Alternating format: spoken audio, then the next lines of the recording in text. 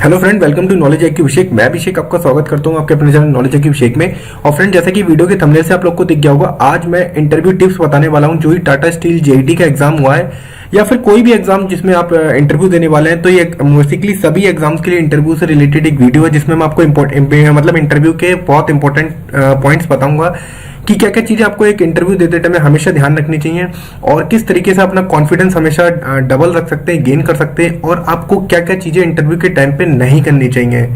और सबसे इंपॉर्टेंट चीज है कि इंटरव्यू के टाइम पर आपको क्या पढ़ के जाना है, क्या नहीं पढ़ के जाना है, किन चीजों पर बेसिक विशेष रूप से आपको ध्यान देना है। ये सारी चीजें इस वीडियो के अंदर हम डिस्कस करने वाले हैं। तो फ्रेंड्स, मैं अभिषेक आपका चैनल नॉलेज IQ अभिषेक में स्वागत करता हूं और वीडियो को हम अपने स्टार्ट करते हैं और देखते हैं इंटरव्यू के लिए बेसिकली क्या क्या टिप्स रख सकते हैं। तो फ्रेंड्स, सबसे पहले आपको एक इंपॉर्टेंट बात पता होनी चाहिए। आप जैसे कि मान लीजिए आपका टाटा स्टील JET के पेपर में अपना रिटन एग्जाम क्वालिफाइड किया, उसके बाद आपका अगले कुछ दिन के अंदर, जैसे कि अभी जो डेट आई हुई है 20 तारीख को आपका इंटरव्यू होने वाला है। तो फ्रेंड्स, ऑलवेज हमेशा रिमेंबर करिए, कभी भी आपका इंटरव्यू जो होने वाला होता है उसमें अब आपको ये चीज ज्यादा नहीं सोचनी है कि अपनी पढ़ाई पे ध्यान देना है।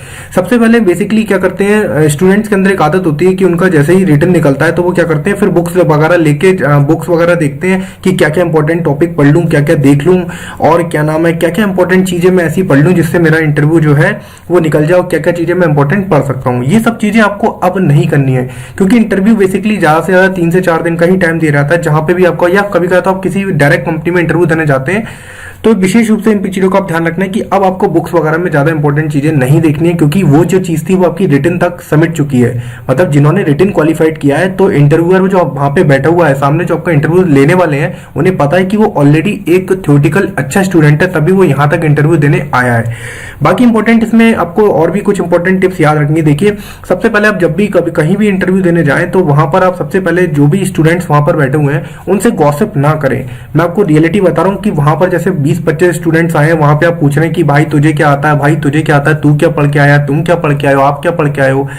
कोई मतलब ये गॉसिप करने लगते हैं स्टूडेंट्स की आपस में, चारों पांचों 6 10 क्या करते हैं कि पूछने लगते हैं कि ये पढ़े वो पढ़े नहीं पढ़े। कुछ नहीं पूछना है आपको, किसी भी तरीके का किसी से कोई गॉसिप करने की जरूरत नहीं है। बस अगर बेसिकली आपको कोई चीज समझ में नहीं आ रही है, जैसे कि मान लीजिए कि आपको फाइल वगैरह अगर वो लोग सबमिट करा रहे हैं इंटरव्यू के टाइम पर, तो डॉक्यूमेंट्स वगैरह में अगर आपको दिक्कत आ रही है, नहीं समझ में आ रही है, तो आप स्टूडेंट्स में गॉसिप कर सकते हैं, उनसे पूछ सकते हैं। बाकी कोई पढ़ाई से रिलेटेड आप बिल्कुल भी ना करें, क्योंकि उस समय आपको क्या है, बिल्कुल पेशेंस रखना है और किसी भी तरीके का अपने माइंड पे स्ट्रेस नहीं डेवलप करनी है।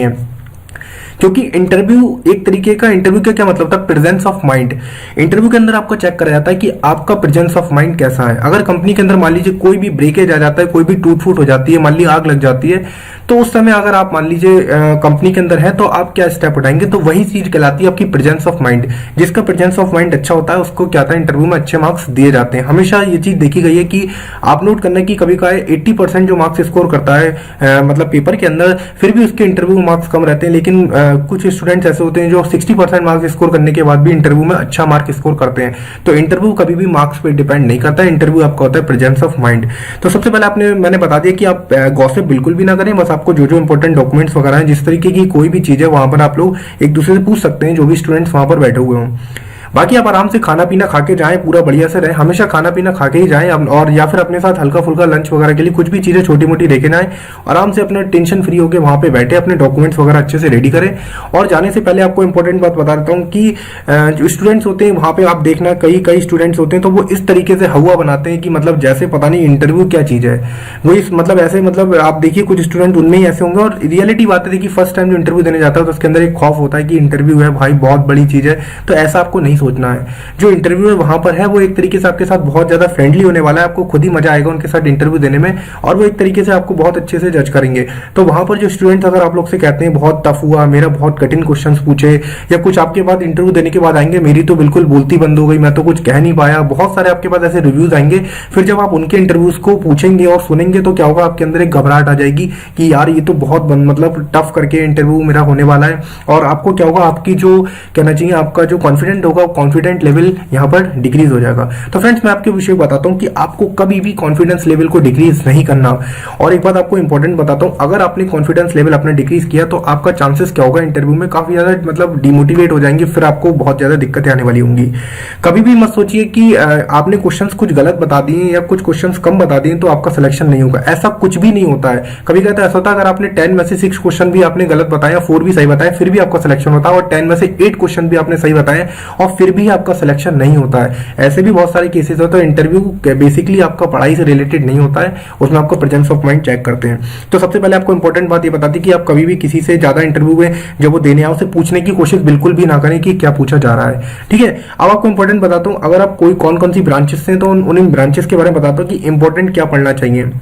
और बेसिकली हमें इस समय इंटरव्यू में क्या चीज देख के जाना चाहिए जो काफी ज्यादा हमारे लिए इंपॉर्टेंट हो जाती है कि हमें अगर हम कहीं इंटरव्यू देने जाने, सबसे पहले देखिए इंटरव्यू देने जाने से पहले अगर कोई सी भी ब्रांच का स्टूडेंट है, कोई सी ब्रांच का स्टूडेंट है, तो सबसे पहले आप लोग ध्यान रखिए, इतना जरूर आप नेट पे काम करिए। देखिए जिस भी कंपनी का आप इंटरव्यू देने जाते हैं ना, इस समय टाटा स्टील का या फिर महिंद्रा, किसी भी कंपनी का अदरवाइज इंटरव्यू देते हैं, तो सबसे इंपॉर्टेंट आपकी बात वहां पे फ्रेंड्स ये होती है कि आपको सबसे पहले कंपनी के ओनर का नाम पता होना चाहिए। कंपनी के ओनर, कंपनी के एमडी, कंपनी के सीईओ और कंपनी का कितना पैसा कमाया, कितना उसका आउटपुट है, कितना इनपुट है, कंपनी के प्रोडक्ट क्या है, कंपनी क्या चीजें बनाती है, कंपनी में कौन कौन सी मशीन्स हैं, कंपनी में किस तरीके का प्रोडक्शन लाइन सिस्टम है, कंपनी के कहाँ कहाँ प्लांट है, ये भी काफी इंपॉर्टेंट होता है कि कंपनी कहाँ कहाँ है, कंपनी का टर्नओवर क्या है। ये सारी चीजें होती हैं फ्रेंड्स, ये चीजें होती हैं आपको इंटरव्यू से पहले बेसिकली देखने की, क्योंकि आपको अब वहां पे आपकी पढ़ाई काम नहीं आने वाली है। अब वहां पे काम आएगा आपका कंपनी के प्रति आपका क्या मतलब, एक आप कंपनी को क्या बेनिफिट दे सकते हैं। देखिए कोई भी आपकी कंपनी में अगर आपको कोई स्टूडेंट मतलब कोई भी अगर आपको लेने वाला होता है तो ये देखता है कि आप उसकी कंपनी के लायक है नहीं है, मतलब आप उस कंपनी का वो प्रोडक्टिविटी जो वो चाह रहा है कि मुझे इस एम्प्लॉय से 50,000 प्रोडक्ट बनाने, आप वो चीज कर पा रहे हैं नहीं कर पा रहे हैं। तो इसके लिए क्या होता है, आपको कंपनी की नॉलेज होनी चाहिए, कंपनी की एक एक चीज में आपको इंटरेस्ट होना चाहिए कि, और आपको सारे डिपार्टमेंट के बारे में अगर आप लोगों ने नहीं पढ़ा है तो थोड़ा बहुत देख के जाए कि प्रोडक्शन यूनिट क्या होती है, आपकी मेंटेनेंस में क्या होता है। तो इस चीज को भी आप नेट पे थोड़ा बहुत देखें, इस चीज के बारे में थोड़ी जानकारी लें। बाकी कंपनी के बारे में तो बेसिकली सब कुछ याद करके जाएं, याद नहीं करें तो कम से कम एक बार झलक मान ले, विकिपीडिया पे जाएं, टाटा स्टील डालें या कोई भी कंपनी डालें, पूरी डिटेल आ जाएगी, एक बार में आप पढ़ लें। बाकी मैंने इसकी वीडियो बना रखी है, टाटा स्टील हिस्ट्री की मैंने एक वीडियो बना रखी है, वहां पे आप जाएंगे, उसका लिंक मैं वीडियो के डिस्क्रिप्शन में दे दूंगा, वहां से उसके बारे में थोड़ा बहुत नोट कर सकते हैं। मैंने इंपॉर्टेंट उसमें काफी सारे पॉइंट्स कवर कर दिए हैं। तो सबसे पहले बेसिकली आप लोग को ये बात पता चल गई कि आप लोग को सबसे पहले क्या करना है, कंपनी के बारे में बहुत अच्छी अच्छी चीजें, इंपॉर्टेंट चीजें पढ़नी है, क्योंकि पहले ही वो क्वेश्चन आपसे ही पूछ सकता है। सबसे पहले आपसे ये पूछेगा कि आप अपने बारे में बताएं, तो आप अपने बारे में बहुत शॉर्ट टर्म में बताने की कोशिश करना। ये नहीं है कि आप पूरा एक तरीके से इंटरव्यू स्टार्ट कर दिया, आपको शॉर्ट टर्म में क्या बनाना है कि आपने कब मतलब आपकी हाई स्कूलिंग, मतलब कब आपकी हाई स्कूलिंग हुई और कौन से कॉलेज से हुई है, उसके बाद आपने इंटर वगैरह किया, नहीं किया तो डिप्लोमा किया तो उसके बारे में बताएं, और कौन सी ब्रांच से किया, बस इतना बताना है। एड्रेस वेड्रेस और ये सब बताने के चक्कर में बिल्कुल भी ना रहे कि आप एड्रेस बता रहे हैं, अपने फादर नेम, मदर नेम, आपको ये सब चीज नहीं बतानी। अगर वो पूछते हैं कि आपके फादर का नेम क्या है तो आप उस चीज को ऐड कर दीजिए, तो वो आपके लिए बेनिफिशियल है। अगर वो आपसे एक्स्ट्रा पूछते हैं व्हाट्स योर फादर नेम, तो आप उसे ऐड करिए, ठीक है। मदर नेम क्या है आपका, तो उसे ऐड करिए। बाकी अगर आपसे कोई फैमिली बैकग्राउंड पूछते हैं, फादर की जॉब वगैरह के बारे में, तो कुछ स्टूडेंट्स होते हैं कि वो इतना तगड़ा इंटरव्यू में रट के जाते हैं कि पूरा एक मतलब जो सामने वाला बंदा भी होता है जो इंटरव्यू में ले रहा होता है वो भी पक जाता है। वो सोचता है कि यार ये क्या हो रहा है, इतना सारा ये रट के आया है। मतलब आपको उसे ये फील नहीं होना चाहिए कि आप रट के आए हो कोई चीज, उसके सामने फील हो आपका प्रेजेंस ऑफ माइंड, मतलब वो पूछ रहा है आप उसके अकॉर्डिंग जवाब दे रहे हो, अपनी तरीके से रट के नहीं जा रहे हो कि पूरा एक पैराग्राफ आपने बना लिया 2 पेज का कि मैंने यहाँ से हाई स्कूलिंग करी, मेरी इतनी परसेंट आई, मेरे इतनी परसेंट आने के बाद मैंने यहाँ टॉप किया, टॉप करने के बाद मैं इसमें आया, फिर मैंने अपनी यहाँ से स्कूलिंग करी। ये सब नहीं करना है आपको। बहुत शॉर्ट टर्म में जो पूछ रहा है वो फ्रेंड्स आपको बताना है, किसी भी तरीके का कोई वो नहीं करना है। जो आपको रियलिटी बता रहा हूँ इससे आपको बहुत इफेक्ट पड़ेगा और सामने वाले बंदे को आप उसके अकॉर्डिंग जवाब दे पाएंगे। और दूसरी बात, अपनी तरफ से कोशिश मत करना कि आप लोग कुछ होते हैं कि ओवर स्मार्ट बनते हैं कि उन्हें ज्यादा मतलब थ्योरेटिकल नॉलेज अच्छी होती है, तो वही सोचते हैं कि मैं बहुत अच्छे से उन्हें बताऊंगा तो मेरा सिलेक्शन हो जाएगा। ये गलती भी आपको बिल्कुल भी नहीं करनी है कि आप ओवर कॉन्फिडेंस हो जाए कि स्टील के बारे में तो मुझे पूरा पता है। देखिए आप लोग एक तरीके से फ्रेशर होंगे। फ्रेशर का मतलब होता है आपको उस कंपनी के बारे में एक्सपीरियंस नहीं है, तो आप वहां पर जीरो हैं। ये आप मान के चलिए आप उस कंपनी के लिए अभी बिल्कुल जीरो, आपको कुछ भी नहीं आता है, केवल आपको थ्योरेटिकल नॉलेज आती है जिससे उस कंपनी को 1% भी फायदा नहीं होगा। क्यों नहीं होगा फायदा? क्योंकि आप लोग को पता है कंपनी आपका प्रेजेंस ऑफ माइंड चेक करके आपको वहां पे रिक्वायर करने वाली है, हायर करने वाली है। तो वहां पर कंपनी क्या करती है, कंपनी को ऐसा बंदा चाहिए जो उसकी प्रोडक्टिविटी भी बढ़ा सके। तो वो उस बंदे को देखते हैं कि उसकी मेंटेलिटी उस चीज प्रोडक्ट से मैच हो रही है नहीं हो रही, मतलब वो कर पाएगा नहीं कर पाएगा। उसके बाद क्या करती है कंपनी, उसे ट्रेनिंग पीरियड में भेजती है। तो कंपनी पहले आपको ट्रेन करती है, पैसा लगाती है आपके ऊपर पैसा लगाने के बाद फिर वो आपसे प्रोडक्टिविटी लेती है। तो ये तो मत सोचिए कि आपको कुछ आता भी, आप जीरो हैं समझ के चलिए। जो एक्सपीरियंस होल्डर्स होते हैं उन्हें कंपनी कहती है आप अपनी तरफ से बताइए कि आप मतलब क्या डिमांड रखना चाहते हैं, क्योंकि उन्हें पता है कंपनी के लिए वो अच्छा काम कर सकते हैं। तो ये इंपॉर्टेंट फैक्टर्स होते हैं जो आपको ओवर कॉन्फिडेंस बिल्कुल भी नहीं रखना। आप जीरो पे होकर जाएंगे आराम से, बिल्कुल एंजॉय के साथ आप मतलब अपने एकदम चेहरे पे स्माइल लगते हुए वहां पे बैठेंगे। आपसे जो पूछ रहा है बेसिकली आपसे, अगर वो छोटा मोटा बायो पूछ रहा है, आपका बीओ पूछ रहा है तो उसे बताइए, स्कूलिंग पूछ रहा है उसे बताइए। बाकी अब मैं बताता हूं आपको कुछ इंपॉर्टेंट जैसे कि सब्जेक्ट से रिलेटेड जो चीजें क्वेश्चंस पेपर में पूछे जा सकते हैं। देखिए सब्जेक्ट से रिलेटेड आप देखिए, जैसे टाटा स्टील कंपनी है तो टाटा स्टील कंपनी के अंदर आपको पता है स्टील बनता है, तो सबसे पहले आपको स्टील के बारे में पता होना चाहिए। आपको स्टील की कैटेगरी पता होनी चाहिए कि high carbon steel, low carbon steel, ये स्टील किस टाइप की होती है। तो यहाँ से क्वेश्चन आपका बेसिकली पूछ सकता है, बियरिंग से क्वेश्चन पूछ सकता है। तो ये चीज आपको कैसे पता चलेगी कि टाटा स्टील में मैकेनिकल से कैसे क्वेश्चन पूछ सकता है। तो मैकेनिकल से देखिए, आपका मैकेनिकल से जो क्वेश्चन आएंगे आप देख सकते हैं बियरिंग। आप प्रोडक्ट देखिए, टाटा स्टील क्या बनाता है, स्टील के प्रोडक्ट बनाता है। तो अब स्टील से रिलेटेड आप जो भी है, जैसे टाटा स्टील के अंदर कौन सी स्टील बनाने की प्रोसेस यूज करी जाती है, तो ये सब चीजें आपको नेट पे मिलेंगी। आप प्रोडक्ट वगैरह को चेक करें, ये सब चीजें देखें, मतलब ये सब चीजें एडवांस लेवल पे आपको चेक करनी है। आपको पास 2-3 दिन का टाइम होता है, यही सब देखिए आप नेट पे बैठ के आराम से 1-2 घंटे 3 घंटे डेली देखेंगे, आपका इजीली हो जाएगा। कोई भी इतनी दिक्कत वाली बात नहीं है। एक बार आपको सिर्फ निगाह माननी होती है, कोई इतना डीपली आपसे नहीं पूछने वाला है। तो मैकेनिकल के लिए तो हो गया। बाकी इलेक्ट्रिकल वाले देखें कि टाटा स्टील के अंदर किस तरीके के मतलब अप्लायंसेस लगे हुए होते हैं, कौन सी कंपनी, सीमेंस कंपनी या फिर अदर कौन कौन सी कंपनी है जो मतलब उसके अंदर यूज कर जाते हैं इलेक्ट्रिकल प्रोडक्ट। तो इन सब के बारे में थोड़ा बहुत बेसिक देख के जाए, ज्यादा इसमें डिटेल में ना पड़े कि स्टार डेल्टा कनेक्शन वगैरह ये सब पूछ रहा है, ऐसा कुछ नहीं होगा आपसे। अगर आप नहीं भी बता पाते तो गारंटी देता हूँ कोई फर्क नहीं पड़ने वाला है, क्योंकि नहीं पता आप एक एग्जाम रिटन क्वालिफाइड करके आए हैं तो बेसिकली आपके पास नॉलेज तो है ही।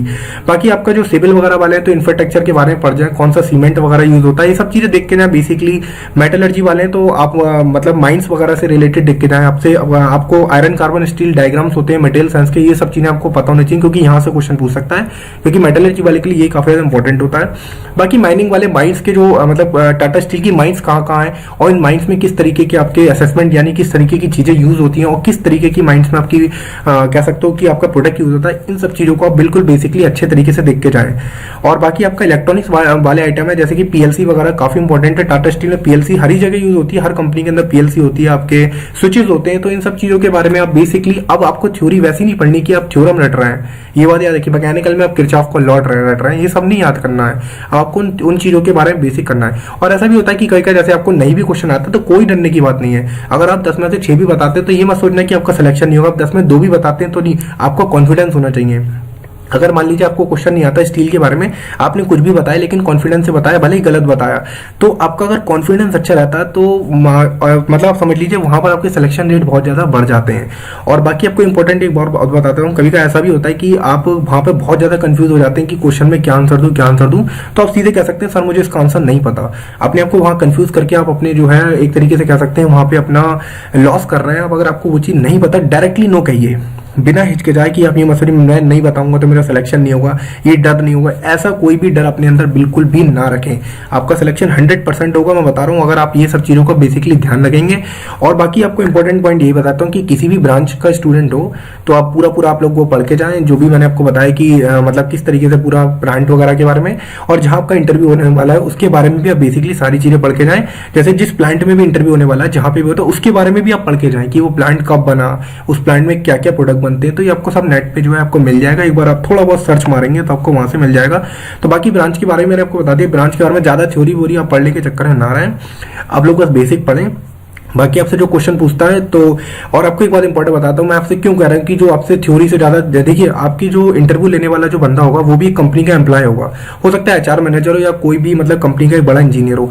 तो देखिए अब वो कंपनी के अंदर काम कर रहा है तो वो भी थ्योरेटिकली काफी वीक हो चुका होगा, मतलब उसने जो अपनी पढ़ाई करी होगी आज से 5-7 साल या 10 साल पहले, तो वो पढ़ाई अपनी भूल चुका होगा, उसे लॉज वॉज अब समझ के चलिए बिल्कुल याद ही नहीं होंगे। तो अगर वो आपसे लॉ पूछ रहा है, किरचॉफ लॉ, तो आप कुछ भी बताते हैं तो हो सकता है कि वो चीज उसे पता ही ना हो, लेकिन वो सिर्फ आपको एनालाइज करने के लिए पूछ रहा हो कि आप किरचॉफ लॉ होता क्या है। अब आपने कुछ भी बता दी तो हो सकता है उसे ना पता हो वो चीज, या आपसे कोई भी बेसिकली चीज पूछ रहा है ऐसी चीज जो मतलब उसे पता ही नहीं है, लेकिन फिर भी वो आपको देख रहा है कि आपका कॉन्फिडेंस क्या, बता पा रहे हो नहीं बता पा रहे हो। तो ये सब चीजें जो होती हैं आप ये ध्यान रखिए कि आपको वो जो सामने वाला बंदा है वो उससे सब कुछ आता है, ऐसा भी कुछ नहीं होता है, वो सब कुछ भूल चुके होते हैं। बस ये समझिए वो बहुत बेसिक चीज आपसे पूछेंगे, मैंने आपको जैसा बताया कोई डिफिकल्टी लेवल आपसे नहीं पूछा जाएगा। बाकी सब कुछ इंपॉर्टेंट पॉइंट्स ये होते हैं कि आपको मतलब आपके कॉन्फिडेंट लेवल ऐसा होना चाहिए कि सामने वाला बंदा फिर क्या, हाँ बंदा मुझे इसी बंदे को कंपनी के अंदर हायर करना है क्योंकि ये सबको हैंडल कर सकता है। जिस बंदे का कॉन्फिडेंस लेवल अच्छा होगा तो आसपास बंदे जो भी बैठे हुए होंगे तो आप समझ लीजिए आप उनको लीडरशिप की तरह अगर रख सकते हैं तो आपका कंपनी में प्रमोशन ऑलवेज बेटर रहेगा। तो एक अच्छा लीडर बनने के लिए एक अच्छी लीडरशिप क्वालिटी होनी चाहिए, उसके लिए आपके पास अच्छा कॉन्फिडेंस होना चाहिए, रिस्क टेकिंग प्रोबेबिलिटी होनी चाहिए, आपके पास एक अच्छा मेंटेनेंस होना चाहिए, एक अच्छा मैनेजमेंट होना चाहिए। और हर एक चीज का आपको कैसे आएगा, वो टाइम के साथ आएगा, एकदम कुछ नहीं आएगा। लेकिन हाँ आपको एक चीज बताता हूँ, एक अच्छा लीडर जो होता है वो कभी कभी गॉड गिफ्टेड भी होते हैं और गॉड गिफ्ट से भी आपको ये चीजें मिलती हैं, बेसिकली मिलती हैं आपके मदर फादर से 100% मिलती हैं कि आपको अच्छा लीडरशिप क्वालिटी आपको मिलेगी। बाकी आप लोग को इंटरव्यू में विशेष रूप से एक और इंपॉर्टेंट बात याद रखनी है, इंटरव्यू होने के बाद भी आप लोग जैसे आपका इंटरव्यू हो जाए तो आपसे जो सामने वाला बंदा है तो उसे हमेशा मोटिवेट करें। मतलब क्या कि भाई ऐसी कोई दिक्कत नहीं है, भाई हो सिस्टर हो बहन हो कोई भी हो, उससे कहें कि हाँ ऐसी कोई दिक्कत वाली बात नहीं है, आप लोग अच्छे से इंटरव्यू देने जाएं, आपको किसी भी तरीके की कोई भी दिक्कत नहीं आएगी और आप बढ़िया से रहें। तो इससे क्या होगा, उसका रिलेशन आपके साथ हमेशा रहेगा। देखिए फ्रेंड्स आपको बता देता हूँ, एग्जाम से जॉब और ये सब चीजें तो एक बाद में चीज होती है, लेकिन आप एक अच्छा रिलेशन बना के चलेंगे तो आज नहीं तो कल यहाँ नहीं सिलेक्ट होंगे तो आगे कहीं ना कहीं सिलेक्ट होंगे। आपके अंदर एक पॉजिटिव क्वालिटी आएगी और पॉजिटिव क्वालिटी जिसके अंदर आ जाती है तो समझ लीजिए आप हमेशा ग्रोथ लेते चले जाएंगे, एक छोटी सी जॉब से भी आप ऊपर उठते चलेंगे। और जो क्या करेंगे वहां पे आके आपने देखा कुछ स्टूडेंट डिमोटिवेट करेंगे, भाई ये कर दिया वो कर दिया, तो ये नेगेटिविटी हटा दीजिए अपने अंदर से, ऑलवेज हमेशा पॉजिटिव रहिए। और मैं आशा करता हूँ कि आप हमेशा पॉजिटिव रहेंगे, कॉन्फिडेंस बनाए रखेंगे और मेरी ये वीडियो आपको मतलब काफी ज्यादा हेल्पफुल होगी, आप लोग को समझ में आ गया होगा इंटरव्यू में कैसे जाना, कोई टेंशन लेने की जरूरत नहीं है। बाकी कोई भी डाउट होता है वीडियो के कमेंट में आप नीचे लिख सकते हैं। तो फ्रेंड्स ये थी मेरी एक इंटरव्यू से रिलेटेड वीडियो जो कि काफी स्टूडेंट्स का था जिनका सिलेक्शन हुआ है, तो उन्होंने कहा था कि एक वीडियो बना दीजिए, तो मैंने आपको लिए वीडियो प्रोवाइड कर दी है। तो फ्रेंड्स ये थी एक मेरी वीडियो जिसमें मैंने आपको सारी इंपॉर्टेंट इंटरव्यू से रिलेटेड डिटेल्स बता दी। तो फ्रेंड्स इसी तरीके की लेटेस्ट वीडियो के साथ मैं अभिषेक आपके साथ लगातार हाजिर होता रहूंगा। Thank you so much friends.